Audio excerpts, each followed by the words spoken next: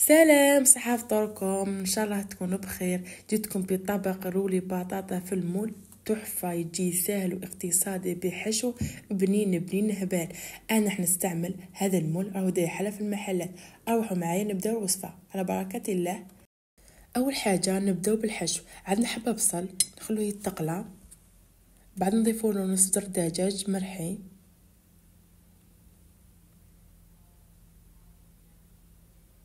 بعد نضيفوا له حبة زرودية راح تمد الحشو بنا هبال.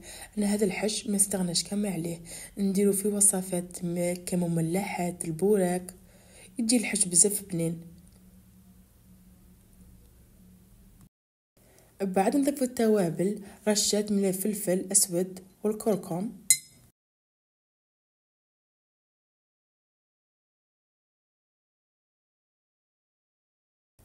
بعد نضيفو ملعقة من الموتارد، نخلطو كامل المكونات نخلوه يتقلى الحشو.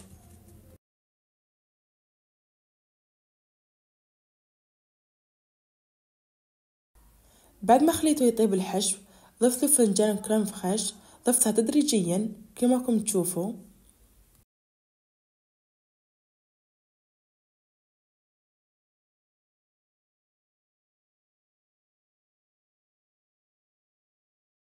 بعد ضفت له فرماج مكعبات، رشات من الملح ما كثروش بس كفير فرماج. نخلوه فوق النار 2 دقايق ونطفو عليه. بعد ما فات 2 دقايق نجيب غيسيبيون نفرغو فيه، نخلوه يبرد.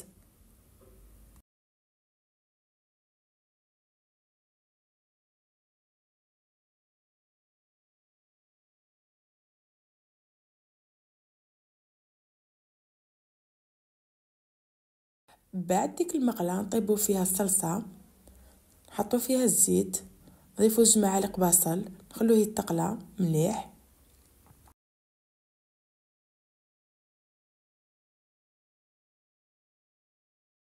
بعد ما تقلى البصل نضيفو له الزيتون، فنجان من كريم فريش كيما راكم تشوفوا، فرماج مكعبات،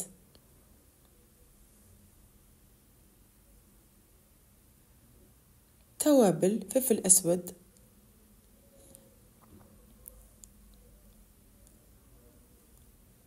مع الاخر نضيفو نصف كاس ماء، نخلوه يطيب 5 دقائق حق ما يخضر لنا الصلصه ونطفو عليها.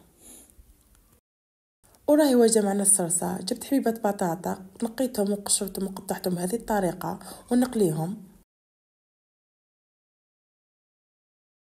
بعد ما وجدت البطاطا جبت المول الاسطوري، درت له ورق للطهي، فرشت له فرماج في القاعده كما راكم تشوفوا.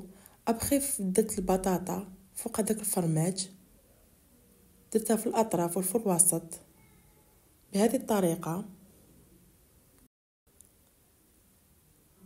بعد ما فرشت كمان هذيك البطاطا جبت الحشو وضفت له حبات بيض، معدنوس، فرماج، خلطت كامل المكونات ضفته فوق البطاطا كما راكم تشوفوا.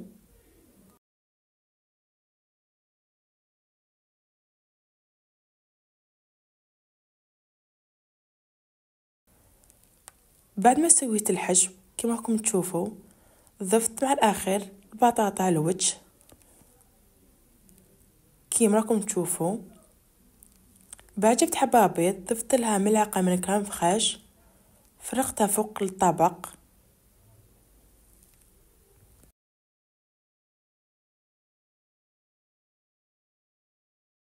بعد دخلته داخل الفور يطيب ذاك البيض ويحمر لنا الوجه.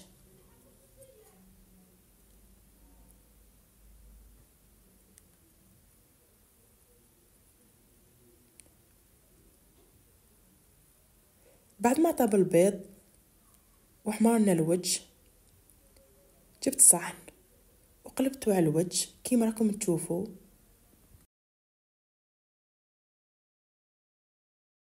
نزحت الورق للطهي بسهولة.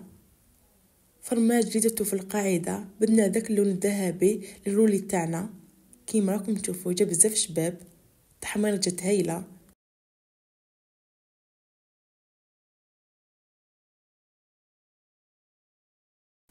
بعد ضفت صلصة بلونش في الصحن. دي صلصة بزاف ملينة، جربوها راح تندموا. ديكوريتو ديكور سامبل.